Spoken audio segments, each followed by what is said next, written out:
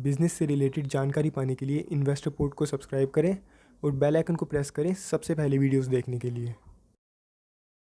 Hello guys, तो स्वागत है आप सब लोगों का इन्वेस्टर पोर्ट यूट्यूब चैनल में। तो कैसे हैं आप सब लोग? आज की वीडियो का टाइटल है how to pick stocks part 2।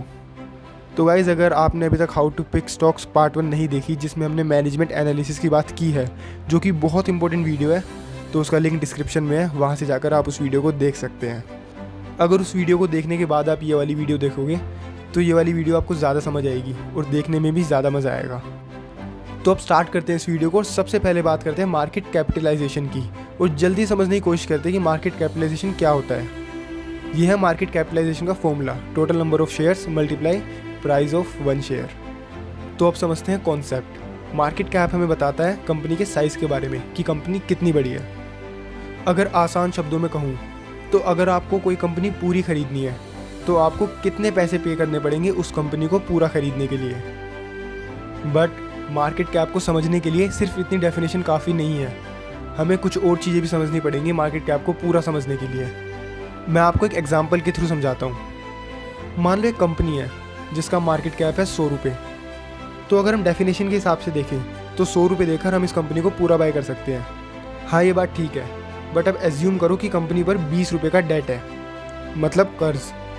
तो ये कंपनी आपको 100 रुपये में तो मिल गई, बट इसके बाद जो 20 रुपये का कर्ज है वो तो आपको ही भरना पड़ेगा ना। तो रियल में आपको ये कंपनी 100 रुपये की नहीं 120 रुपये की पड़ी। तो अब एक केस और एज्यूम करते हैं कि कंपनी का मार्केट कैप है 100 रुपये, जिस पे 20 रुपये का कर्ज है और कंपनी के पास 50 रुपये का कैश रखा है, साथ में 10 रुपये के एसेट्स हैं। तो अब क्या वैल्यू हुई कंपनी की? अगर हम इन सबको कैलकुलेट करते हैं, 100 जो कि कंपनी का मार्केट कैप है प्लस 20 माइनस 50 माइनस 10, तो कंपनी की रियल वैल्यू हुई 60 रुपये। तो इस एग्जाम्पल के बेस पे मार्केट कैप की डेफिनेशन को मॉडिफाई करने के बाद हमें पता चला कि मार्केट कैप हमें कंपनी के साइज़ के बारे में बताता है, जिसमें कंपनी के कैश, डेट, एसेट्स और लाइबिलिटीज़ इंक्लूड नहीं होते। तो अब हमें क्लियर हो गया कि मार्केट कैप क्या होता है। एग्जाम्पल के हिसाब से कंपनी का मार्केट कैप था 100 रुपये और रियल वैल्यू थी 60 रुपीज़। तो उस रियल वैल्यू को हम एंटरप्राइज वैल्यू भी बोलते हैं। अगर हम मार्केट कैप में कंपनी के कैश, डेट, एसेट्स और लाइबिलिटीज़ की वैल्यू को इंक्लूड कर दें तो वो बन जाती है कंपनी की एंटरप्राइज वैल्यू। अब यहाँ पर सवाल ये आता है कि हमें इन दोनों की क्या नीड है स्टॉक्स पिक करने में। मैंने आपको पार्ट 1 वाली वीडियो में बताया था कि बड़े इन्वेस्टर्स जैसे कि वॉरेन बफेट का कहना है कि किसी भी कंपनी में पैसा इन्वेस्ट करते टाइम आपका माइंडसेट यही होना चाहिए कि आप उस कंपनी के सिर्फ कुछ शेयर्स नहीं बल्कि पूरी कंपनी को बाय कर रहे हो। तो आपको देखना है कि किस प्राइस या वैल्यू पे ये कंपनी ट्रेड कर रही है स्टॉक मार्केट पे, और चेक करना है कि कहीं ये कंपनी ओवर वैल्यूड तो नहीं है। ये पता करने के लिए आप इसे दूसरी कंपनीज से कंपेयर कर सकते हो, बस ध्यान रहे कि दोनों कंपनी सेम इंडस्ट्री से होनी चाहिए। अब बात करते हैं डेट की। इसका बहुत सिंपल सा केस है, जितना कम डेट होगा कंपनी पर वो कंपनी की फ्यूचर ग्रोथ के लिए उतना ही अच्छा होगा। अगर कंपनी पर ज़्यादा डेट है तो जो प्रॉफिट कंपनी को अपने एक्सपेंशन में लगाना चाहिए वो प्रॉफिट कंपनी का इंटरेस्ट भरने में चला जाएगा। और अगर कभी बुरा टाइम आया, जैसा अब चल रहा है कोरोना वायरस की वजह से, तो कंपनी को प्रॉफिट होना तो मुश्किल है, बट इंटरेस्ट तो उसे किसी भी हालत में भरना ही पड़ेगा।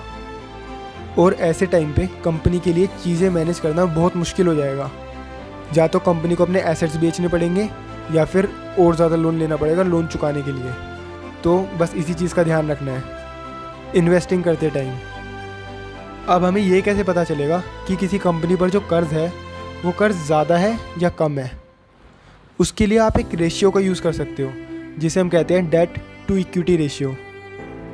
इसका फॉर्मूला है total debt divided by total equity. Total debt मतलब long term debt plus short term debt. जब आप कंपनी की बैलेंस शीट देखोगे तो उसमें लॉन्ग टर्म डेट की जगह लिखा होगा नॉन करंट लाइबिलिटीज़। दोनों का मतलब सेम ही है, शॉर्ट टर्म की जगह करंट लाइबिलिटीज़, टोटल इक्विटी की जगह शेयर होल्डर्स फंड। तो इन सब डेटा के साथ आप डेट टू इक्विटी रेशियो खुद कैलकुलेट कर सकते हो और ये रेशियो आपको गूगल पर भी मिल जाएगा। डेट टू इक्विटी रेशियो की वैल्यू हमेशा 1 से छोटी होनी चाहिए। अगर इसकी वैल्यू 1 से ज़्यादा है तो ये एक नेगेटिव पॉइंट है। इसका मतलब कंपनी में कैश से ज़्यादा डेट है। और ज़्यादा डीप में एनालिसिस करने के लिए आप इसे बाकी कंपनीज से कंपेयर कर सकते हैं, बट कंपेयर करते टाइम ध्यान रखना है कि दोनों कंपनी की इंडस्ट्री सेम होनी चाहिए। अब आता है पॉइंट नंबर 3 जिस पर हमें ध्यान देना है, वो है कंपनी और कंपनी के सेक्टर की परफॉर्मेंस। कभी कभार ऐसा होता है कि पूरा सेक्टर ही लॉस में चल रहा होता है। अभी कोरोना वायरस से पहले इंडिया में पूरा ऑटोमोबाइल सेक्टर ही लॉस में चल रहा था, तो इसमें इतनी ज़्यादा टेंशन लेने वाली बात नहीं है। ज़्यादा टेंशन लेने की बात तब है जब सेक्टर में तो सही इंक्रीमेंट आ रहा हो, बट उस सेक्टर की किसी पर्टिकुलर कंपनी को लॉस हो रहा हो। ऐसे केस में हम कह सकते हैं कि उस कंपनी की परफॉर्मेंस ख़राब है। पॉइंट नंबर 4 है न्यूज़ अबाउट कंपनी। अगर किसी कंपनी पर रिसर्च कर रहे हो तो उसकी न्यूज़ पर ज़रूर ध्यान देना। कोई कोर्ट केस या कोई फ्रॉड में कंपनी का नाम नहीं होना चाहिए। बहुत बार क्या होता है कि कंपनी के फंडामेंटल्स तो अच्छे होते हैं बट कंपनी अनएथिकल होती है, किसी केस या किसी फ्रॉड में फंस जाती है। इसके लिए आपको कंपनी का मैनेजमेंट एनालिसिस करना होगा। इस पर डिटेल में बात हमने how to pick stocks part 1 में की है, उसका लिंक डिस्क्रिप्शन में है। अब लास्ट में बात आती है कंपनी के फ्यूचर ग्रोथ और प्लानिंग की। कंपनी के फ्यूचर प्लान्स आपको कंपनी की इन्वेस्टर प्रेजेंटेशन और एनुअल रिपोर्ट में मिल जाएंगे, जो कि सीधा गूगल पे जाकर आप देख सकते हैं। और इसके बाद आपको डिसाइड करना है कि कंपनी के फ्यूचर प्लान्स के हिसाब से आप कंपनी पर डिपेंड रह सकते हो या नहीं, और ये आपका ही डिसीजन होना चाहिए। इन्वेस्ट तभी करो जब आपको खुद से रिसर्च करना आता हो। मेरे कहने का मतलब है मित्रों, आत्मनिर्भर बनो, नहीं तो mutual funds, index fund, FDs और बॉन्ड्स का सहारा लो। तो गाइज़, आपको आत्मनिर्भर बनाने के लिए ही हमने ये यूट्यूब चैनल स्टार्ट किया है। इन्वेस्टर पोर्ट को सब्सक्राइब करो और आत्मनिर्भरता की तरफ पहला कदम बढ़ाओ, और बेल आइकन प्रेस करना मत भूलना। ज़्यादा जानकारी और न्यूज़ अपडेट्स के लिए आप हमें फेसबुक, इंस्टाग्राम और ट्विटर पे फॉलो कर सकते हो। वहाँ पर हम डेली अपडेट्स डालते रहते हैं। एंड इन्वेस्टिंग से रिलेटेड आर्टिकल्स पढ़ने के लिए हमारी साइट investorport.com को ज़रूर विजिट करो।